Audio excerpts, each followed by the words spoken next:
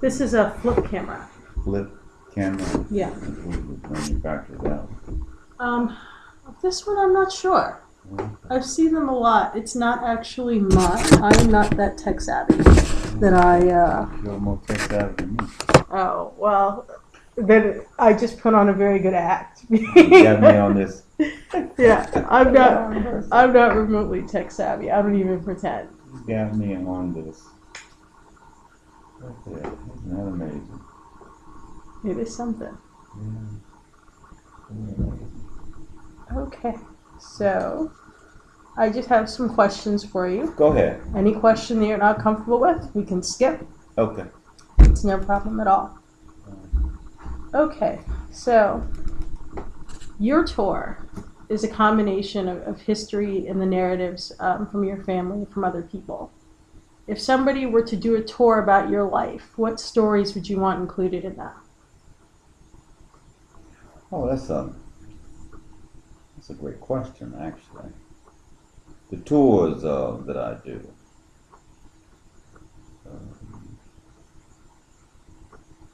were a big piece, you might say, of my life story. And I would tend to think that to have an even greater presentation of my life story, you would have to go back a little bit.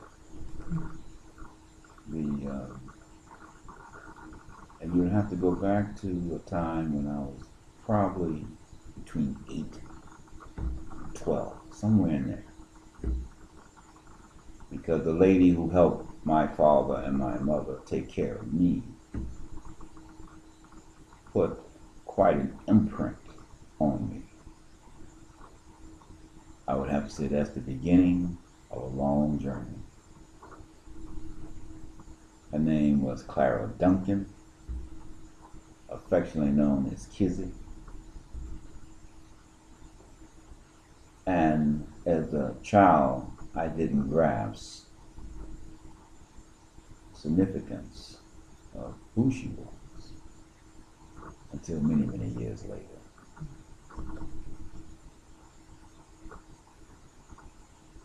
And even today, the journey continues, and I'll touch upon that in a second. So I guess to answer your question, I would have to say it begins in many ways with her, and then it progresses with my parents, particularly my mother, who would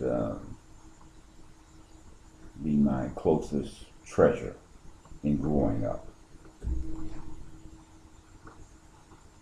And then I would have to say approaching teenage age and beginning to experience the general problems of oppression that black people would experience in my attempt to engage in that for the purpose of trying to find a solution. I would be inspired by my mother's influence and her church that would, I would have to say, were like the springboard of trying to help me find solutions to what we as a people were experiencing. And in the course of that, I believe my father would play the role of trying to temper me or craft a level of some wisdom in this whole process or journey that I call life.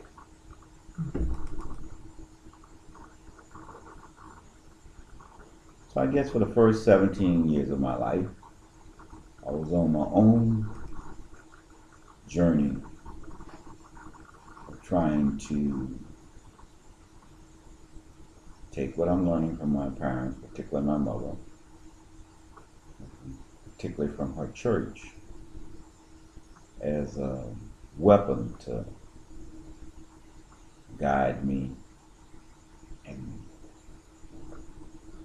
find answers.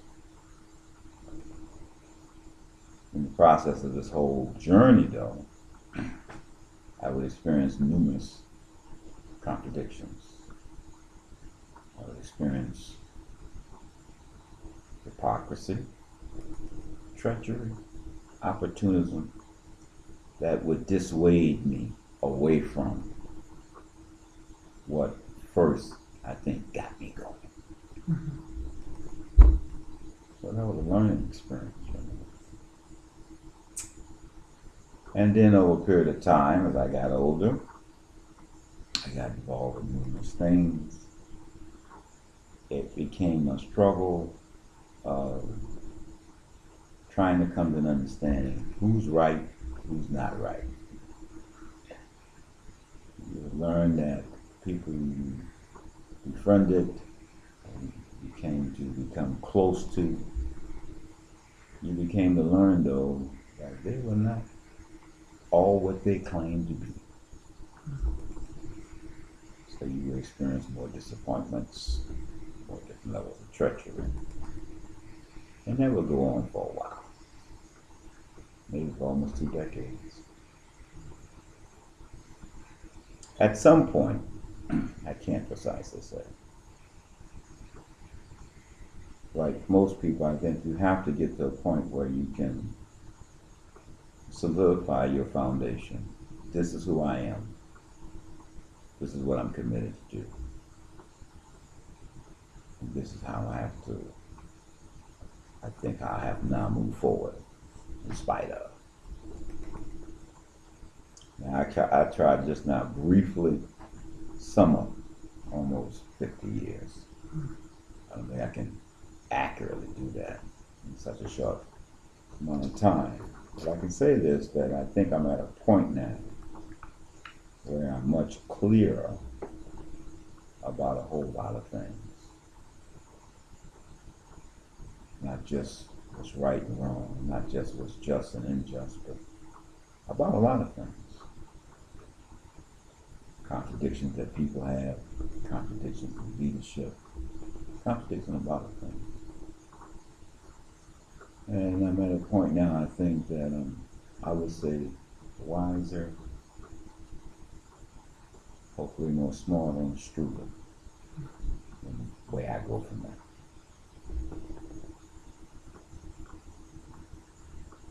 My introduction to history began with my cousin Kizzy. My appreciation of it was further strengthened, you may say, by my mother, who was a historian in her own right. Her minor was history. She would graduate from Dillard University. Her major was education. She'd be inspired by a gentleman named Reverend Edward H. Phillips, who was an activist when she was a child. He would later become the minister of the church that she would eventually join. And so in some ways, she was really influenced by him, because when he passed, given his history in this city, 2 schools, an elementary and a junior high school, would remain in his honor. Mm-hmm. She would eventually become a teacher and then a principal. And she would eventually be assigned to the school that was built in her former pastor's name, Edward H. Phillips. She would become the first principal. And she would be there for 40 some odd years before she would retire. So in many ways, it was like a baton has been passed on. Mm-hmm. He would leave a legacy. She would pick it up. She would continue.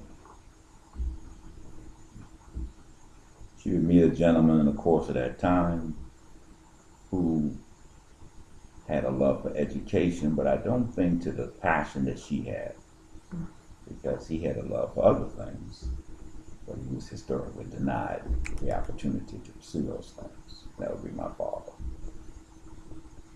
And as a team, they were quite a dynamic team in the field of education that they both did, in my opinion, pretty well in, impacting the lives of almost 4 to 5 different generations of people in this city. They've now moved on. Now, I came up in a time when we still had what you call segregation. All the public signs are still displayed. And I came up at a time when that was coming to an end because of the marvelous heroic efforts of many other people besides me. They had, like a mule, plowed or ground up to bring an end to these shameful practices that the government allowed to exist. I came up at a time when we had quite a lot of what we call unjust wars going on. Vietnam being one of them. There were many others going on. People in Africa were trying to get their complete freedom from Europe. Various countries in Central and South America were trying to get their freedom from European oppressors.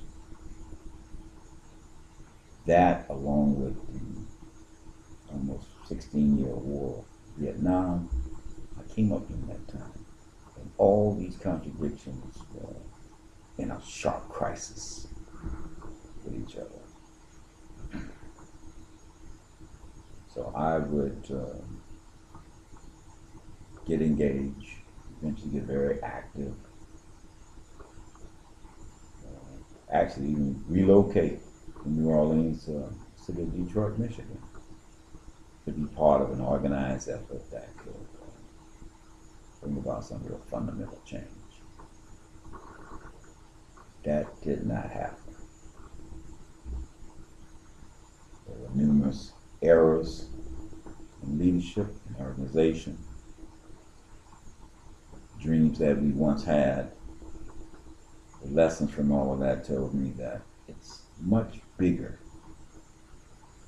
than what it appeared to be to bring about the kind of fundamental change that I am of opinion is still really needed today.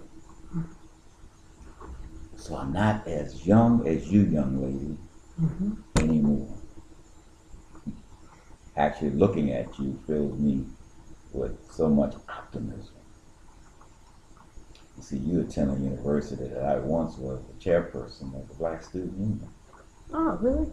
You go to the library, you look at the yearbooks of 68, 69, and 70, you will see me not in the position of standing, taking a good photo shot. They have me in pictures doing all kinds of other things. From carrying picket signs to all types of things.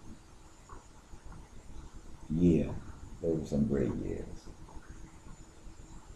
Because even though my colleagues and myself may not have been successful at some of the things we fought for, we did get some gains. One of the biggest gains we got was changing the requirement of theology, which was a requirement to be an elector. That was a year and a half long struggle, and we won that. And made some other gains. Yeah, I'm an alumnus. My wife was finishing honors at Xavier. She's another alumnus. And many of my family members, those older than me, finished at your school.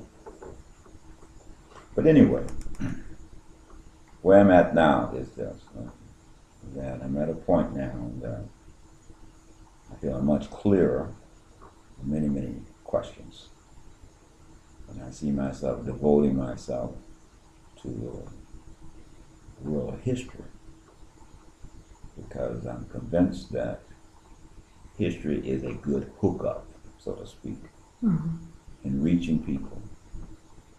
So people can get clear about things today if they can understand history, things in the past. So since 1994, I've been part of an effort to popularize a story that's not well known. And I believe in the popularizing of it. There's so much that can be used to unearth so much more history that I call hidden history. That can become a great tool to open the minds of people, to assist in their critical thinking skills, and whatever they're pursuing as their vocational life, be it a professional level or be it a vocational level, they can always use history and find within it a source of knowledge that they can use as theory to guide them in whatever efforts they're doing today. So I guess I must have had an impact on you. For you to want to do this interview. That's very fulfilling to me. Okay, so we're talking about the tour. Why include the narratives versus just doing a fact tour? Explain to me what you mean by that.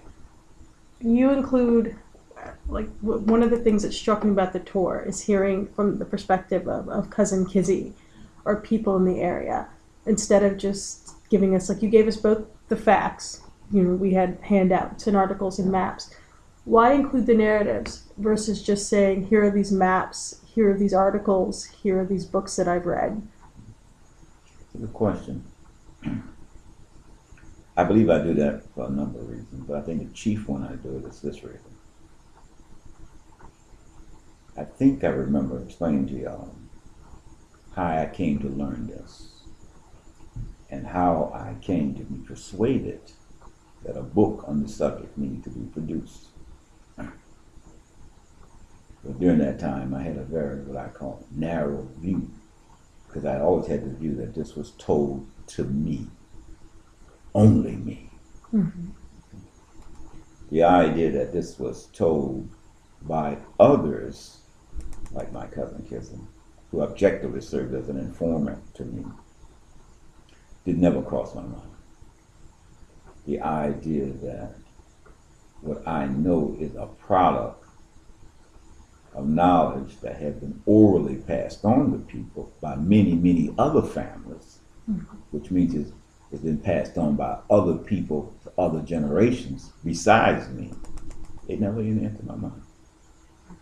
It was only when I was persuaded to participate in looking more into this story to see if there's something here worth documenting, that I would learn later through the interviews of other people that this is much bigger than I had ever conceptualized. That to me was a powerful piece. That people from other families, other generations have been passing this on orally,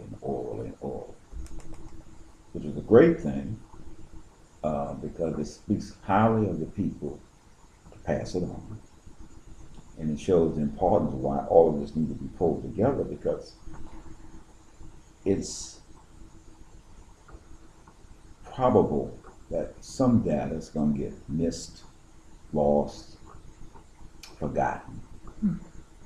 So Leon Waters would just be one person when there's a huge diaspora of people out there that needs to be reached to further gather this information. And that was a powerful learning lesson. And that's why I think it's so important that whenever I tell a story, it will be extremely negligent on my part not to democratically include all of these other people who consciously or unconsciously pass the story on. So how does sharing their stories affect you? Sharing this story as well as sharing other historical pieces that are yet to come forward. That'll be coming forward soon. Some other things I'm putting together. It affects me in a very good way. See, I see myself as an umbilical cord. I see myself as an instrument or tool that some other people, through their efforts, have made it possible for me to be here. But more importantly, I see myself as a conveyor belt or umbilical cord that can pass on the knowledge and experiences of these others that sacrifice so much. Their story needs to be told. They are the unheard voices, so to speak, or the hidden voices, or the suppressed voices.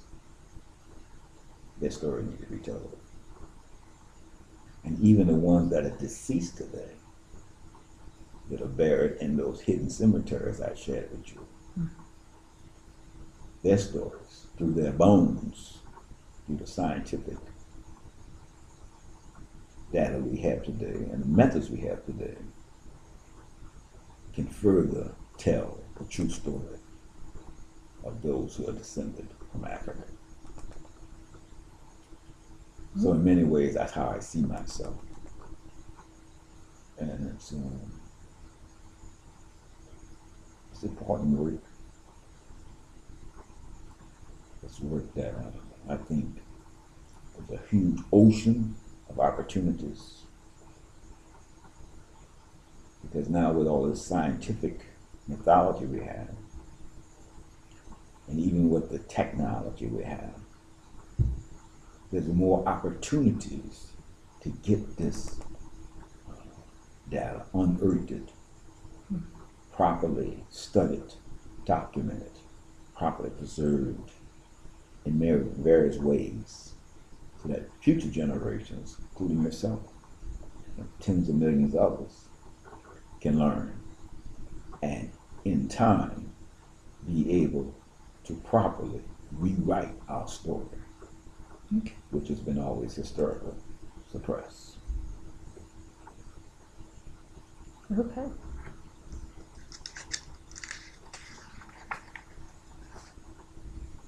Okay. Shifting from the tour, where did you grow up in Louisiana? I grew up in New Orleans, Louisiana. Okay. I'm an urban child. Okay. My lovely wife is a rural child. Meaning that I had two parents who were educators in New Orleans. But my paternal ancestors, from my dad, he comes from a town called Muntz. His father comes from a town called Muntz. Right, so we stopped there, Louisiana. And I would visit there very regularly, many times on weekends, many times throughout the summer. And that's where I would come to learn many of my dad's relatives. Some still live out there today, right? But my bulk of my growing up was right here inside the city. What was the community like then when you were growing up? When I was growing up, this neighborhood in particular, for instance, this generally is a white, middle class, upper class, affluent area where I live. When I was growing up as a child, this was a overwhelmingly black neighborhood. Around the corner for 2 streets, the same thing. I would come to learn that the majority of the blacks who lived in these 3 neighborhoods worked in different ways for employers that were white. Could have been the government, through schools, or through private commercial businesses. across the street there was a restaurant, a seafood restaurant that had the signs. You weren't allowed to go in, but you could go to the side window and order. Just don't come in here. Your money was accepted that way. We had a neighborhood grocery store on the corner that was open to everybody. Didn't have signs, kept you out. But all around the area, the other neighborhood stores, you look like me, you weren't welcome.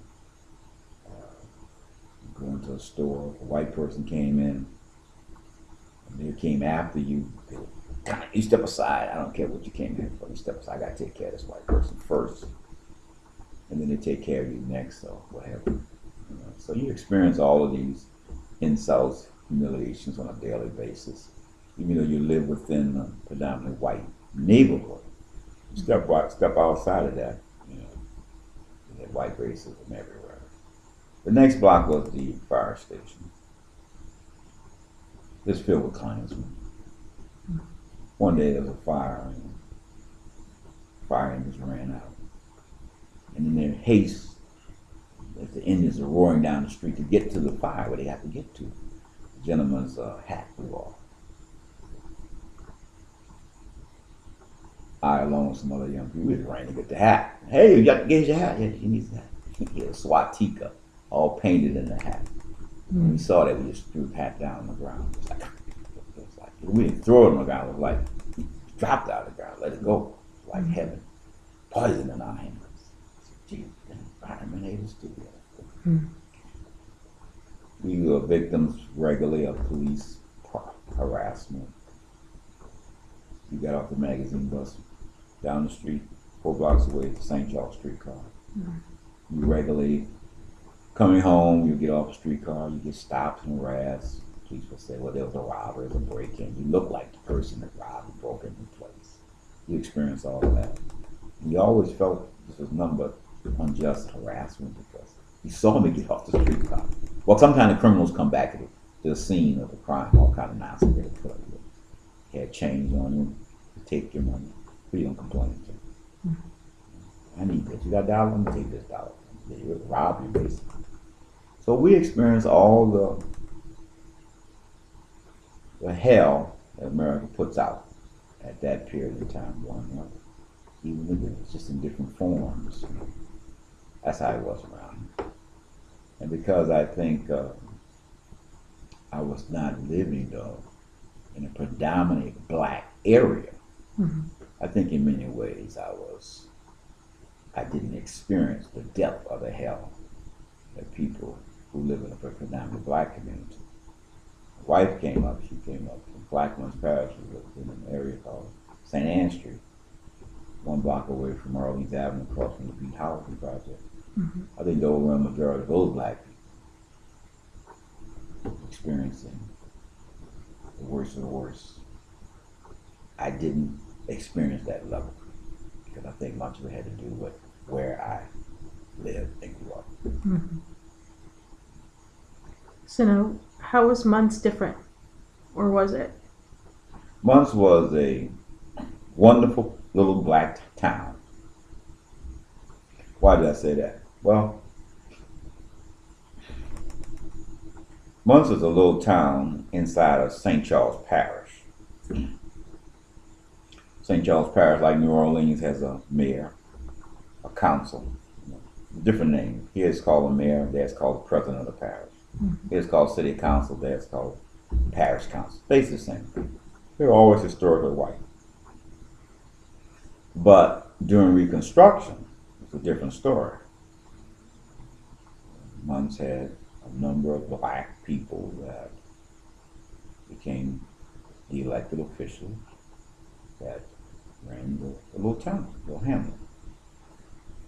And even though Reconstruction got completely defeated around the 1930s, in reference to Muntz, where Muntz is,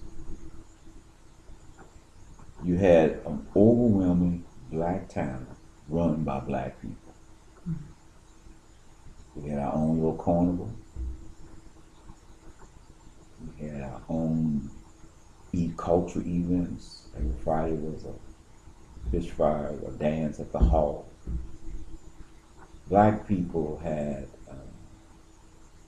in my opinion, you may hear this term called pursuit of happiness. We had happiness. We didn't have any white people. I don't say that to be racist either. I'm just saying that. Sure, we had differences with each other, problems. There were some people who did some things wrong, had to be arrested. But overwhelmingly, without the day-to-day hell that white people put on you, we were freed of that. That was a great place to be. I had a cousin that ran a bar and a restaurant. The bar and the restaurant, he used that to put all four of his children through school, through college. 2 would complete college. The other 2 would get a little college. They became vocational workers. But on Fridays and Saturdays, you had these huge fish fries at the little restaurant. They would catch all the fish free in the spillway. So that played a big role in your costs of doing business. You get everything you need free, so you just have to put the potato salad, your vegetables, and some of that vegetables like peas, some of that they grew in their yard, gardens. So they were able to accumulate a little more money than other people, help send their kids to school, and what have you, acquire some land. But experiencing institutions and businesses that are controlled by us, not working for and taking orders from some other nationality, but experiencing everything that's controlled by us. It was a delightful experience, happy experience. Church, attending a church and our child there, all that culture activities during the summer, during the weekends, black people running, controlling everything. It's a big plus. Big plus. Now it's been tremendously gentrified. I think I shared with you, Entity came in and bought up so much of the land, dishonestly gave people $400 for 40 acres. They literally stole their land from them, stealing their mineral rights. My family in particular, like other families, should all get royalties from all of that multi-billion-dollar power plant that sits on my cousin Kizzy's sister's land and others. So the town's nowhere near the size that it used to be. It's been pretty much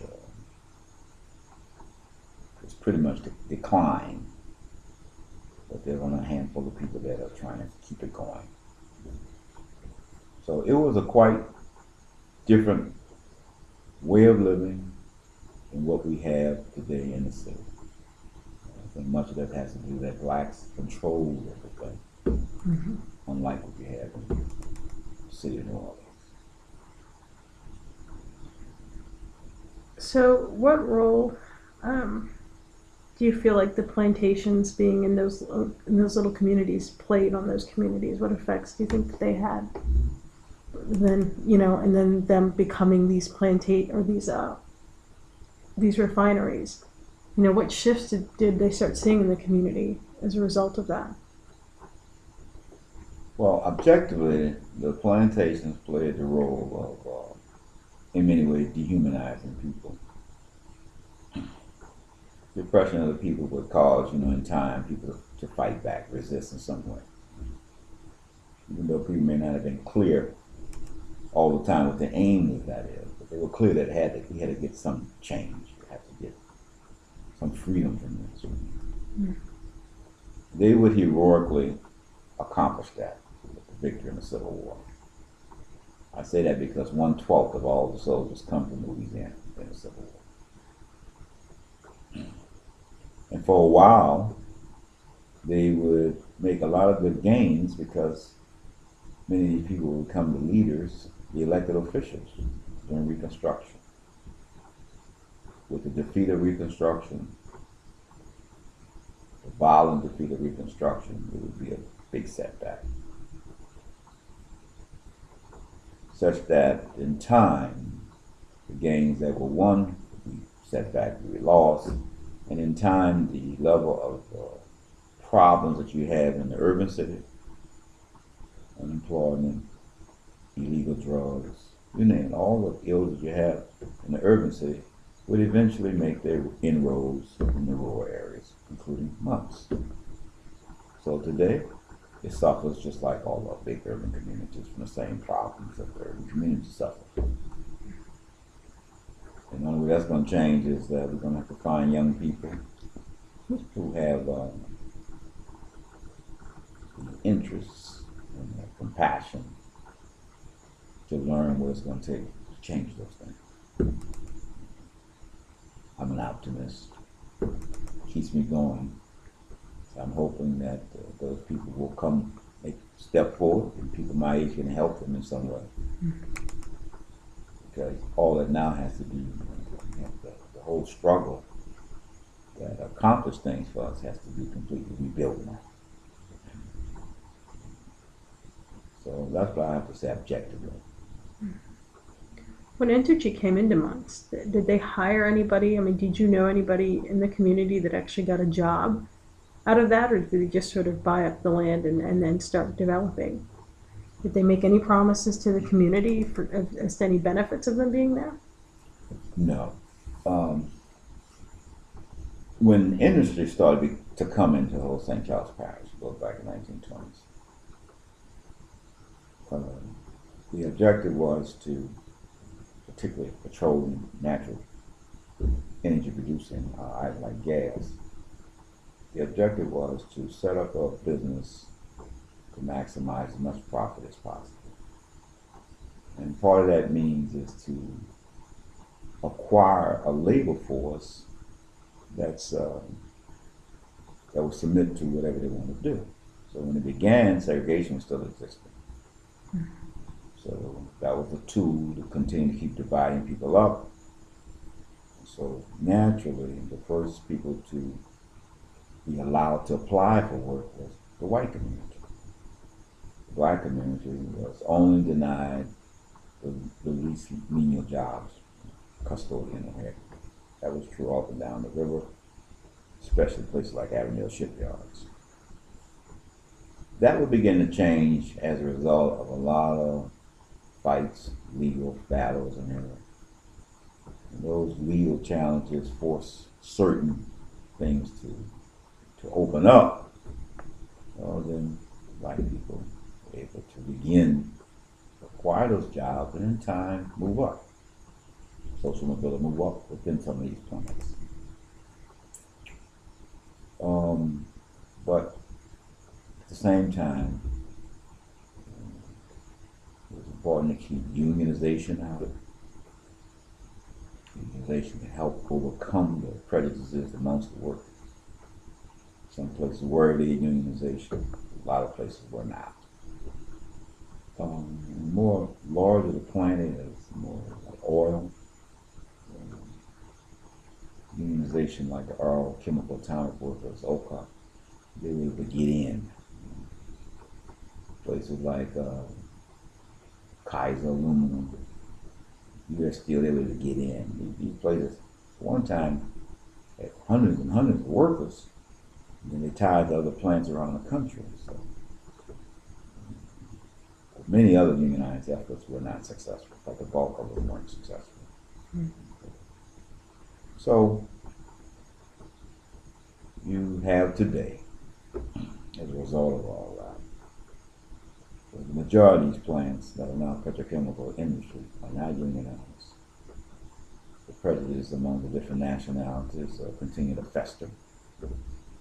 And with the poor handling of these natural disasters, which has depopulated, changed the demographics of things, particularly different national people like African Americans, we now have a new player in the mix, the Hispanic population, which does not have the history, therefore does not have the types of feelings we have. One, because they didn't go down enslaved in this country, and two, they didn't go through the kind of experiences that we've gone through. So they've been able to be brought in now. And hopefully, the objective is to keep them divided up too.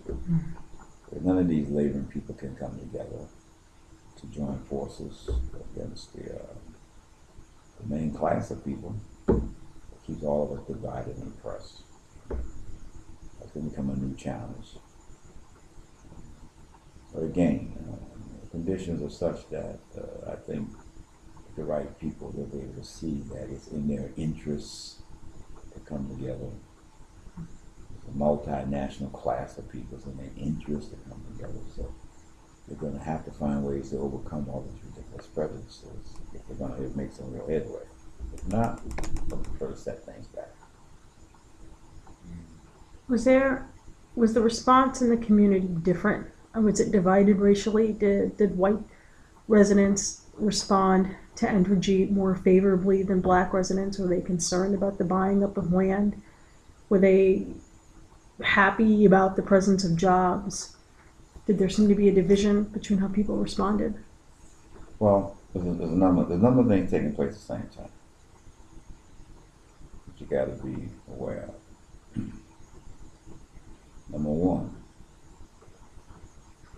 the offering of work has always been an important objective for everybody. The idea that we can pit people against each other in order to ensure we have control of things has always been a tactic of the employer. The employer doesn't want to pay you the full value of what you create. All of y'all socially produced together, but it's all privately appropriated. So the employer uses all of this division to keep his costs down, to maximize his profits. That is going on all the time.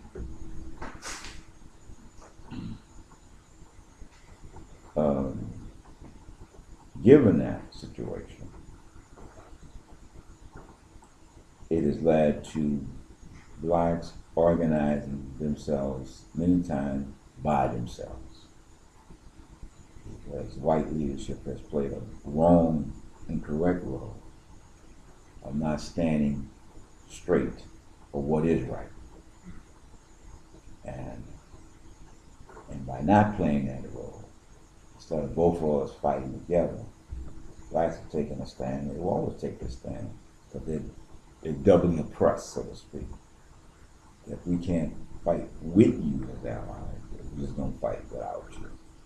And that's going to mean probably more sacrifice, harder, sometimes even longer battle. That's what it has to be, fortunately. And you have that still today. So you've got those things going on at the same time. Companies like the Entergy comes in and they want this land, and they'll approach the white community one way, black community another way. They say, listen, you cooperate with us, we'll make sure y'all get the better paid job. Okay, fine. Much of the white community has been corrupted to look out for its own class interests, its own individual interests. Very few of them really stand up to say, wait a minute, that's not right. You got to deal with both of us. We both want to sit at the table. We both want to get equal pay. We both want to get the best benefits. We both want to. No. You don't have those kind of leaders. So, with the right leadership, that influences the masses. And so the employer makes it a point to ensure how he can best divide, buy off, corrupt the leaders so that he will always maintain control. So, see, what we lacking today in this country? We don't want to have any John Browns in this country. And much of the white leadership in this country is so effectively deceptive. It's all about look out for me. That kind of stuff. The white masses need some serious, dedicated leaders on the scale of John Brown. That's what they need. That's going to help them get clear, really clear. Help them understand that, hey, I mean, like we did in 1892. 1892, you had the largest general strike. The first time black workers and white workers came together. People ask me all the time, how is that possible? With all the racism going on, how was it possible for those white folks? It was possible because you had a cadre of socialist-minded white people that had come here from Europe and struggled fiercely with the leadership of the masses, the white masses, and convinced them and won them over to the idea you got to stand with the blacks. Because as long as labor in black skin is down, you never really will advance. That was an idea promoted by Karl Marx. And for a while, they won that level of unity. It's just that when they carried out the strike, they got a 25% wage increase, unheard of today. Most things today like 2 or 3%. But in time, the employing class was able to whip up enough jingoism and hysteria to set back those gains. Okay. What it proved was this. Yeah, when you have proper leadership and proper organization, you make gains. That's what it proved. That's the lesson of it. Think of an atom. An atom has a nucleus. And there are electrons running around that nucleus. There's unity that exists, which makes the whole thing together as an atom. You separate that, usually has an explosion. But when a certain atom joins with a certain atom, two hydrogens join with an oxygen, they've got a molecule of water. Same thing in social work, I call it, social organization. You have proper leadership, married with proper organization, you make gains. You can't have one without the other. You can't have proper leadership and horrible organization. You can't have great organization and horrible leadership. It's got to be together. Look at it in sports. Sometimes people think, oh, that team was so great, it defeated so-and-so. Well, it's not just the team. It isn't. It's the coaching leadership. The coaching leadership of Miami Heat plus the team outmaneuvered out everything, the coaching leadership and the team of so-and-so. So there's the same thing in military struggle. The leadership plus the soldiers outmaneuvered and outfought the other side and won. I got to do this to say this as a little side step that just gives you an idea how powerful history is. To this day, the overwhelming majority of black people, even those that are in school, don't know the irony that the man who fought to continue enslaving of people, General Robert E. Lee, was captured by the very people he continued to enslave. Most people don't even know that. It was our people that caught him in Virginia, surrounded him, that forced his surrender. That's a powerful story, and we don't know it. And it continues on with Juneteenth. There's this tale. Well, they didn't learn about their freedom for 2.5 years. That's not true. The soldiers that caught and forced Lee to surrender, a section of them was transferred 3 months later. Lee's captured in April. 3 months later, a section of those soldiers would then march by foot to Texas to defeat the Confederates. They ran 10,000 Confederates into Mexico. By capturing Texas, the last state in the Civil War, they then finished the job and freed the last those that were enslaved. That's how Juneteenth really came about. That's why I said earlier how powerful this history is if you knew. And that's why it's so important for the other side. At one time they didn't want you to know how to read, That's why it's still important for them for you not to know. Because you could learn some things that can help you in the struggle today.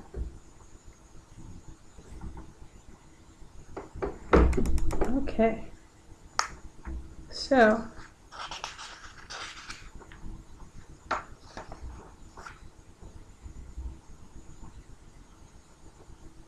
at what point did you start working with the Louisiana Bucket Brigade? How did that come about? That came about as a result of referral. Mm-hmm. The Louisiana Bucket Brigade had been for some time working, interacting, organizing people up and down the river. In the course of their work, they would meet a cousin of mine. Her name is Margie Eugene Richard. Mm-hmm. She's a cousin of mine by marriage. He married a cousin of mine, Winston Pete, nicknamed Richard. She would have 2 daughters that I'm close to, my cousins, Erica and Caprice. And through my family relationship with her, she would share her knowledge of the whole 1811 slavery boat story that she got from me to them and others. And so over a period of time, she shared that knowledge with the Bucket Brigade. She shared that I, along with some associates of mine, would from time to time come to Norco and assist them in their protests at Shell Earl. Mm-hmm. Sometimes they would come to New Orleans and protest at the One Shell Square building. So she had a relative that would work to bring his associates to Norco as well as to New Orleans to participate in different struggles with Shell. And through that relationship, the Bucket Brigade learned of me through her. And then one day the Bucket Brigade contacted me. We had heard all this stuff about you and these tours and the 1811 slavery boat tour. Could you give us a tour? And the rest became history. So I'm kind of like a permanent plug in the Bucket Brigade's program now, because they require their staff, their associates, their partners, and others. They come to town to take this tour. Do you feel like the work with them is impacting your tour? Oh, absolutely. I have learned quite a bit of the work that they do against today's industrial polluters, who I consider are the new oppressors. Plantations are gone, slaveholders are gone. These are the new oppressors today. These slaveholders were capitalist slaveholders. Chattel slavery no longer exists. Today we have just pure capitalism. These are the capitalists and billionaires that own all these plants that have displaced the capitalist slaveholders. The impact has been a positive one because it has led me to create a new tour called Down by the River. And I'll take people on these environmental tours to get acquainted with today's oppressors, the shameful work that they're doing. One, the exploitation they do inside the place with the workers. But 2, the general destruction of the environment they're doing through their greed of maximizing profit. They show no concern for the well-being of the majority of people. Their work is so reckless that they're destroying the air, they're damaging the water as well as the soil.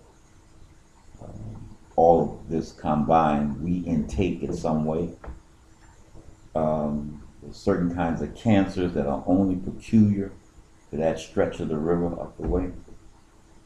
So I've learned quite a bit, and I think the relationship that exists between Bucket Brigade and the outfit I represent, Hidden History, is a positive and continues to be a positive partnership. I think they're very much similar goals and objectives. But you see the need of some very significant, real fundamental reform that I think can bring about a permanent solution. What I'm hinting at is this. In my opinion, the class that's in power that controls all of these industrial polluters has to be removed from power.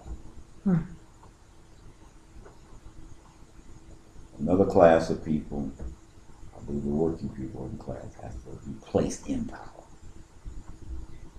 I don't think these plants should any longer be the sources of private appropriation, because all the products they produce are socially produced by large numbers of people.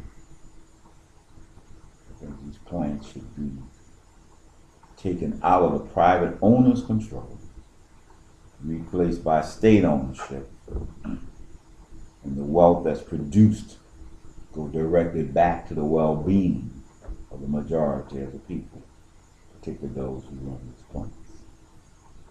Some say, what are you talking about? Something's going to take require some drastic actions. What kind of drastic actions that historians and sociologists and social workers know of is some level of a revolution.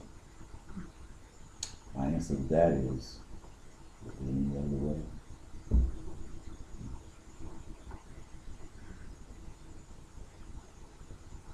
Do you think of yourself as an activist? I'm gonna tell you something. I'm not a real fan of that word. Yes, I'm an activist, but I come from a level of training that tells me there's vagueness or discordance in things. And I'm a kind of person that strives for precision, sharpness. Vagueness doesn't help, in my opinion.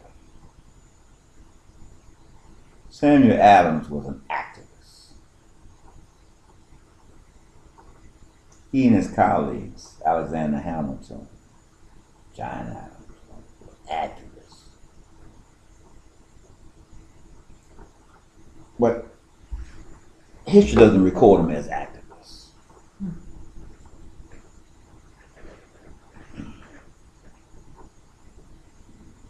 David Duke, you ever heard of him? His name? He's an activist.